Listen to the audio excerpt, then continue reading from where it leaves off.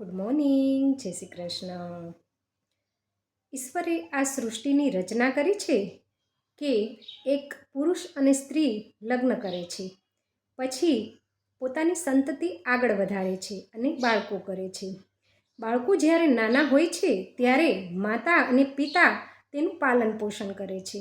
બાળકોને જ્યારે માતા પિતાની જરૂર હોય છે ત્યારે માતા છે એની બધી જરૂરિયાતો પૂરી કરે છે અને પિતા છે એને અભ્યાસ કરાવે છે અને એને પગ ઉપર ઊભો રાખતા શીખવે છે.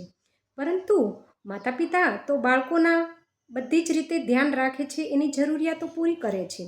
પરંતુ જ્યારે બાળકો મોટા થાય છે ત્યારે એ પોતાની સપનાઓની ઉડાન ભરે છે.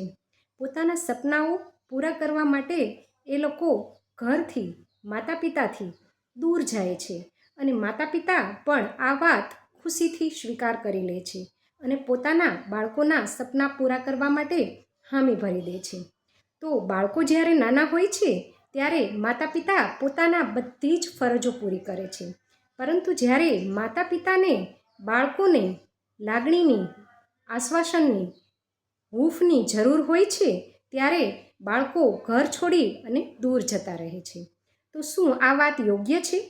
બાળકોની પણ ફરજ બને છે ને કે માતા પિતાને સહારો આપે, માતા પિતાની લાગણીઓને વાચા આપે, એમની સાથે બેસે, એમની સાથે સમય વિતાવે. તો આ શું તમને યોગ્ય લાગે છે? તમારા પ્રતિભાવ જરૂરથી આપજો અને મારી વાત સાચી લાગે તો કમેન્ટમાં યસ જરૂરથી લખજો. વિડીયો પસંદ પડે તો લાઈક, કમેન્ટ અને શેર જરૂરથી કરજો. ધન્યવાદ.